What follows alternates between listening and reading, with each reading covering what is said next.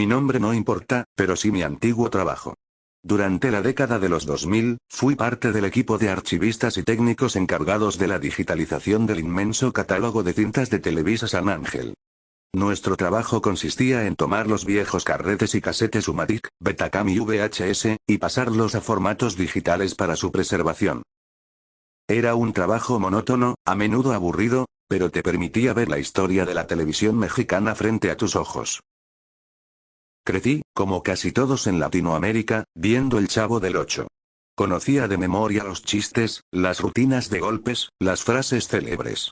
Por eso, cuando me asignaron la caja etiquetada como Producciones Gómez Bolaños, 1976, Lote B, sentí una cálida ola de nostalgia.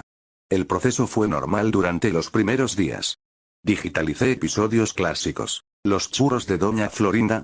Los espíritus chocarreros. Todo estaba en orden.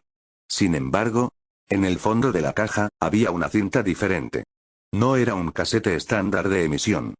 Era una cinta maestra de carrete abierto, pesada, polvorienta y con una etiqueta escrita a máquina que, a diferencia de las demás, no tenía ni fecha de emisión ni título.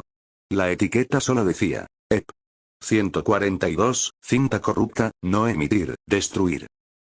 La palabra destruir estaba subrayada 3 veces con un marcador rojo que, por el paso del tiempo, parecía sangre seca.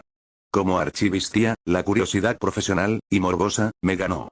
Estaba solo en la sala de edición, pasaban de las 2 de la madrugada. El zumbido de los servidores y el aire acondicionado eran mis únicas compañías. Monté el carrete en la máquina lectora, me puse mis enormes auriculares de estudio y le di al botón de play.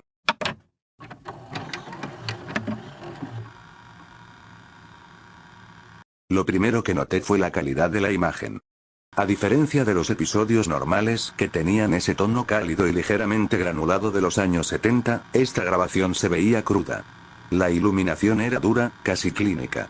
No había sombras suaves. Los reflectores del estudio parecían apuntar directamente hacia abajo, creando sombras alargadas y grotescas bajo los ojos de los actores.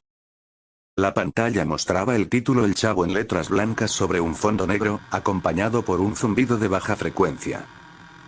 Un sonido eléctrico y constante que me hizo sentir una ligera presión en los tímpanos. La escena abrió en el patio principal de la vecindad. El encuadre era el de siempre, pero la atmósfera estaba muerta.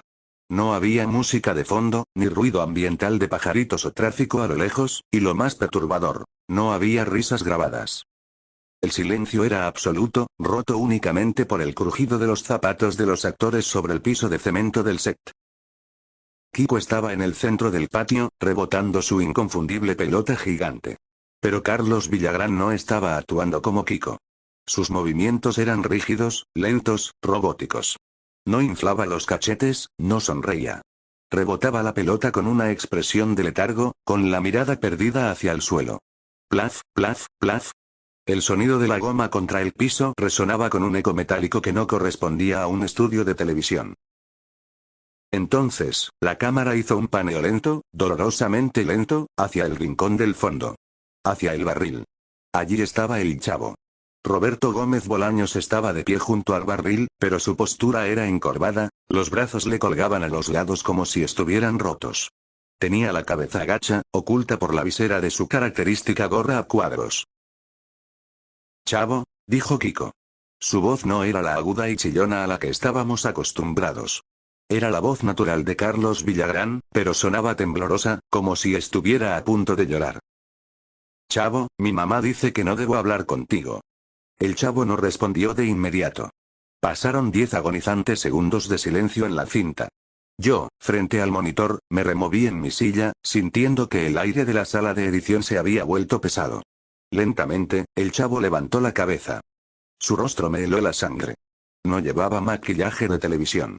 Sus ojos estaban hundidos, rodeados de ojeras moradas casi negras, y su piel tenía un tono grisáceo, como el de un cadáver que lleva días en la morgue. Pero lo que más me perturbó fue su mirada. No estaba mirando a Kiko.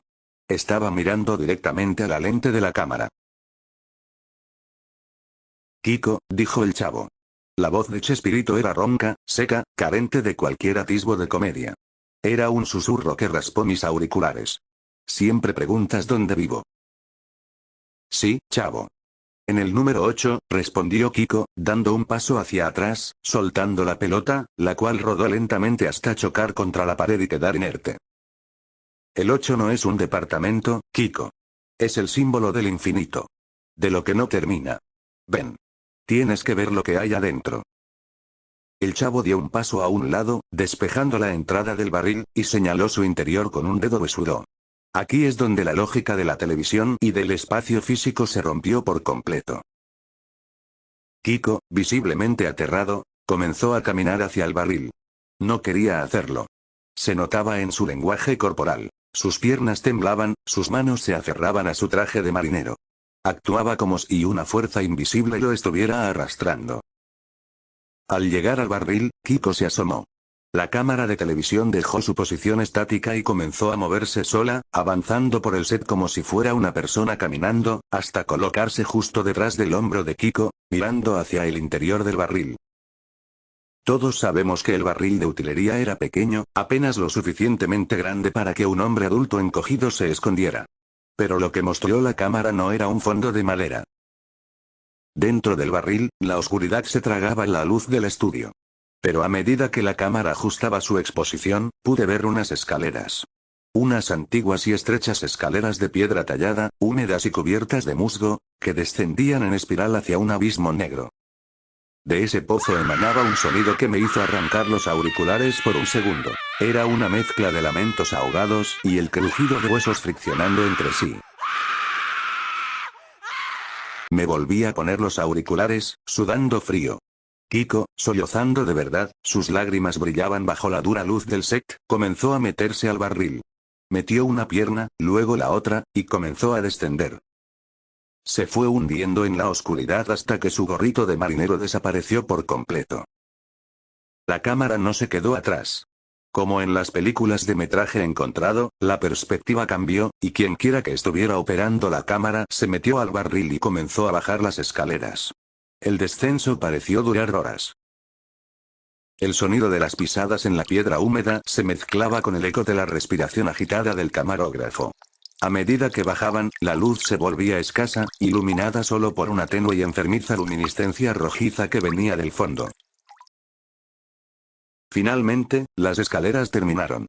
La cámara enfocó un pasillo subterráneo, con paredes de tierra y raíces podridas que colgaban del techo. Era un túnel inmenso, físicamente imposible de existir debajo del modesto set de televisión. Caminando por ese pasillo fangoso estaba Kiko. Pero ya no lloraba. Estaba completamente inmóvil, mirando hacia una enorme puerta de hierro oxidado al final del túnel. «Kiko», se escuchó susurrar al camarógrafo. Y juro por mi vida que la voz del camarógrafo era la de don Ramón. Era la inconfundible voz de Ramón Valdés, pero llena de un terror primitivo. Kiko se giró lentamente hacia la cámara. No tenía rostro. «El niño no está», dijo la voz sin rostro, distorsionada y gutural. «Nunca hubo niño. Solo hambre». De pronto, un estruendo metálico hizo que la imagen de la cinta saltara con estática. La pesada puerta de hierro al final del túnel se abrió de golpe. Lo que salió de allí no puede describirse fácilmente. Eran sombras. Figuras altas, desproporcionadas, algunas con la silueta de doña Florinda, otras con la forma del señor Barriga, pero retorcidas, caminando a cuatro patas como insectos gigantes, con sus cuellos estirados y rotos. Emitían un sonido de chasquidos, un cacareo constante que sonaba exactamente igual a las risas grabadas del programa. Pero deformadas. Eran risas de dolor, de histeria colectiva, puestas a una velocidad aterradora. Las criaturas corrieron hacia la cámara. La lente tembló violentamente. Se escucharon los gritos reales y desgarradores de Ramón Valdés rogando por su vida. «¡No! Chespirito, corta, por favor, corta. Sácanos de aquí. Ayúdame, Dios mío». El ruido de la estática y las risas monstruosas se elevaron hasta un nivel ensordecedor.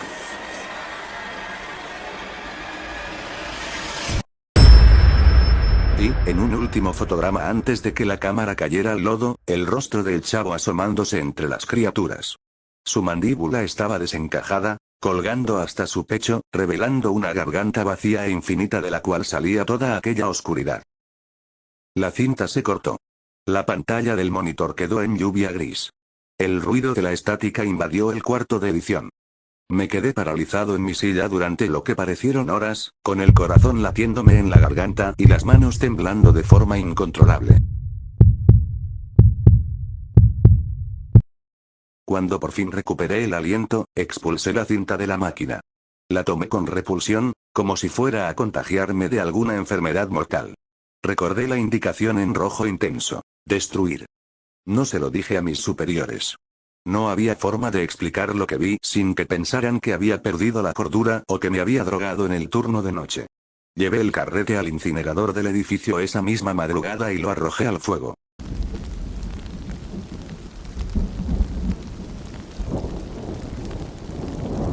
Vi cómo la cinta se derretía, cómo el plástico burbujeaba y se convertía en humo negro. Pero quemar la cinta no borró el recuerdo. Han pasado casi 20 años desde aquella noche. Dejé mi trabajo poco después. A día de hoy, si voy a casa de un familiar o a un restaurante y veo en la televisión una repetición de El Chavo del Ocho, tengo que salir de la habitación. Porque ahora sé la verdad. Sé por qué el patio de la vecindad siempre parecía tan claustrofóbico. Sé que cuando el chavo se metía en su barril y las risas estallaban, no era una simple comedia infantil. El barril era una tapa. Una tapa de madera que mantenía encerrado a algo muy antiguo, muy oscuro y muy hambriento que vivía debajo del estudio. Y a veces, en el silencio de la noche, cuando trato de dormir, juro que puedo escuchar desde el piso debajo de mi cama, el sonido de una pelota rebotando. Plaf, plaf, plaf,